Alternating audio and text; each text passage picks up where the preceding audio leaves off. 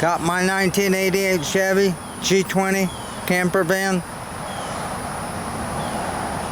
Last week I was driving and the transmission started acting weird, shifting. I never checked the fluid. It was 3/4 low on fluid. I can't believe it. The radiator needs flushed real bad, the cooling system. I went up under there to find the plug to drain it, and it was running, and that's how I seen the transmission leak. It's just a pinhole. It was spraying out a pinhole. Then I got sandpaper and sanded both the transmission lines, and after sanding the second one, it got a pinhole too. When I started back up, I seen both pinholes leaking. So for temporary fix, I put JB weld on both lines. One still leaked a little bit.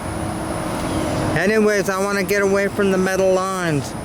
It's probably got the original metal lines from 1988.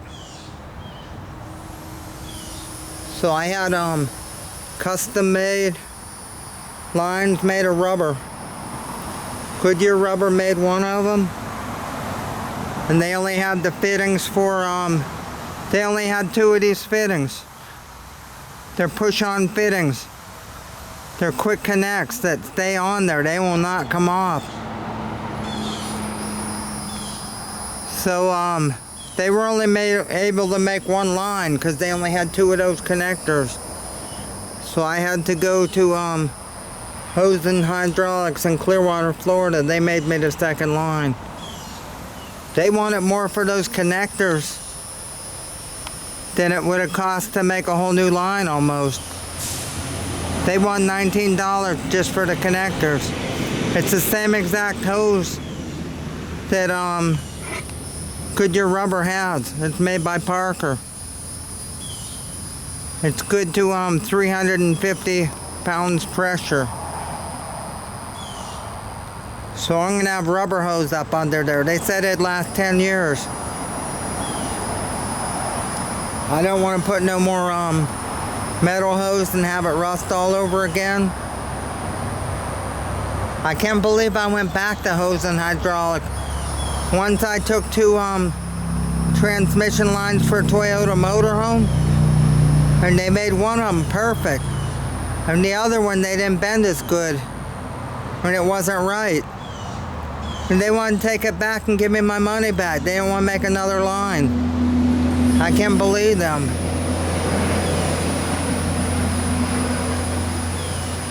I'm glad I won't be leaking no more. These rubber hoses should be real good.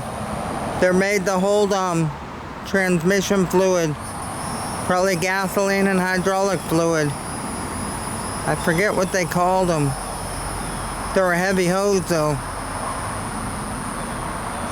It's horrible to leak transmission fluid. The transmission fluid's $6 a quart now. I can't believe that.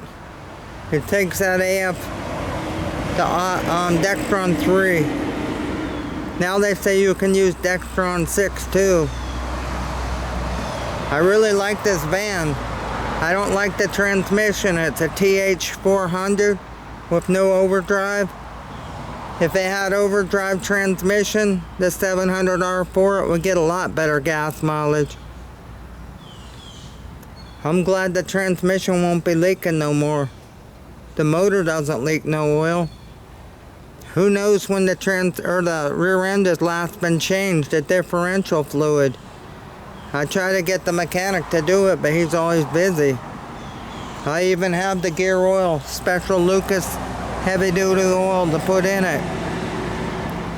The mechanic just plays games. I've had this van 6 years now. It's one of the rare ones that's titled as a motorhome, not a Chevy van. The builder he made it into a camper. It's got a toilet, it's got a 2-burner stove, it's got a sofa bed to sleep on, it's got a Viking high top fiberglass roof. So then it's titled as a motorhome. The insurance is only $62.50 every 6 months instead of $900 a year as a Chevy van. Geico's insuring it. They wanted to see pictures of it. I had to send them pictures inside and out, and they're okay with it. In Florida, titles, what is it? It's $58 a year for the tag. No, Florida won't let you have that nice blue tag on an antique tag on a motor home. Otherwise, I'd be only paying $22 a year for the tag. I really like that antique tag, but they won't let you put it on any motorhomes. This van's got a 305 V8. I think there's 116,000 miles on it. This will be, maybe it might be 7 years. Come January, it might be 7 years. It's 6 years for sure that I've had it. It's been a good running van. It just uses gas. It's a nice camper van. I got a, what's it called, memory foam in there to sleep on. It's really nice. I got to put this back together now. I'm filming in a Sony 4K HDR AX33 camcorder. Sony calls it a handy cam.